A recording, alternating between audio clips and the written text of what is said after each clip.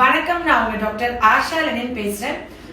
ஜென்ரலாவே வந்துட்டு வீட்டில் இருக்கிற பெரியவங்க வயசானவங்க எல்லாருக்குமே சர்க்கரை நோய் வந்தனாலும் சரி, இல்லைன்னா காலில் வந்துட்டு வேரிகோஸ் வெயின்ஸால காலில் புண்ணு வந்து இன்ஃபெக்ஷன் ஆனாலும் சரி, வீட்டில் இருக்கவங்க முதல்ல டாக்டர்கிட்ட போய் பார்க்கணும். கண்டிப்பா வீட்டில் நீங்க என்ன ஃபர்ஸ்ட் எய்ட் பண்ணலாம் அப்படின்னு சொன்னா இந்த காலை காமிடாம்.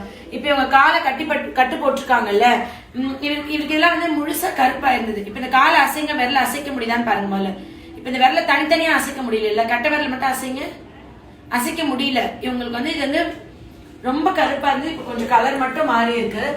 இந்த ட்ரெஸ்ஸிங் வந்து ஸ்டிரைல் ட்ரெஸ்ஸிங் போடணும். அதாவது நீங்க சும்மா பஞ்சு வச்சு கட்டினீங்கன்னா அதுவே இன்ஃபெக்ஷன் ஆகி இன்னும் அந்த நோய் இது வந்துட்டு அந்த சலம் வந்து கூடிரும். நீங்க எப்பவுமே அந்த கருப்பாக விடக்கூடாது. விரல்கள் இந்த மாதிரி அசைக்குதான்னு செக் பண்ணிக்கணும். விரல்கள் அசைக்கலைன்னா அதுக்கு ரத்த ஓட்டமும் அதுக்கு வந்துட்டு நர்வ் சப்ளையும் கம்மி ஆகுது. அது உடனே டாக்டர்கிட்ட பார்க்கணும் அர்த்தம். கருப்பாச்சுன்னா கேங்க்ரீன் ஆச்சுன்னா நம்ம கால் கண்டிப்பா இழக்கிற நிலைமை வரும். ஆம்புடேட் பண்ணணும்னு சொல்லுவாங்க டாக்டர்ஸ். என்ன சொல்லுவாங்கன்னா வெட்டியே எடுக்கணும்னு சொல்லுவாங்க. இதுக்கு என்ன பண்ணணும்னா ஆரம்பத்திலேயே நீங்க வந்து மெடிக்கல் ஷாப்ல காட்டன் வாங்கிக்கோங்க, மெடிக்கல் ஷாப்ல காஸ் வாங்கிக்கோங்க. கட் பண்ணி சைஸ்க்கு கட் பண்ணி வச்சுட்டு ஒரு இட்லி சட்டிக்குள்ள இந்த காஸையும் காட்டனையும் வச்சு அவிச்சிருங்க. அப்ப அது பேர் ஸ்டிரைல். அதுல கிருமி எல்லாம் செத்து போயிடும். அது சுத்தமா இருக்கணும். அப்படி வச்சுதான் கட்டணும். அது நீங்க வந்து இடுக்கி வச்சு எடுத்து ஒரு பாக்ஸ திருப்பி நெருப்புக்குள்ள காமிச்சிட்டீங்கன்னா அதுவும் ஸ்டிரைல் ஆயிடும். அந்த பாக்ஸும் சுத்தமான ஒரு பாக்ஸ், மூடி போட்ட பாக்ஸ்க்குள்ள இது எடுத்து வச்சிருங்க. வச்சுட்டு நீங்க வந்துட்டு மெடிக்கல் ஷாப்ல போய் எப்சாம் சால்ட்டும் கிளிசரினும் வாங்கிக்கோங்க.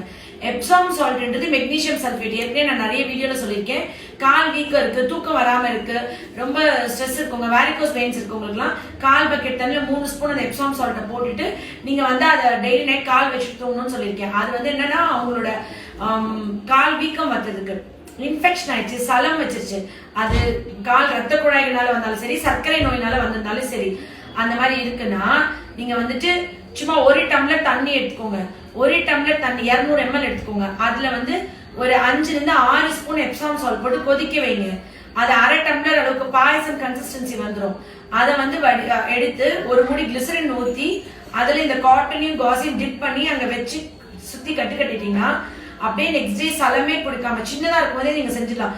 அப்படி கம்ப்ளீட்டா பிச்சுட்டு எல்லாம் வெளியே வந்துடும். கால் சுத்தமாயிடும், சீக்கிரம் ஹீலும் ஆயிடும்.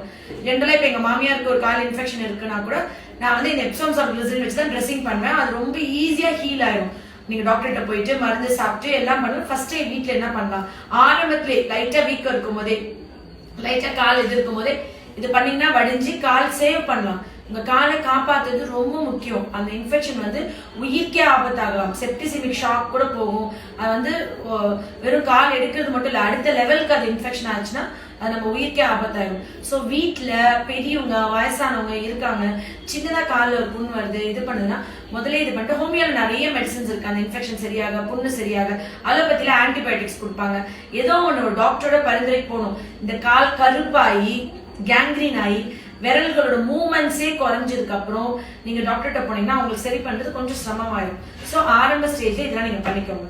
Love you all. நன்றி.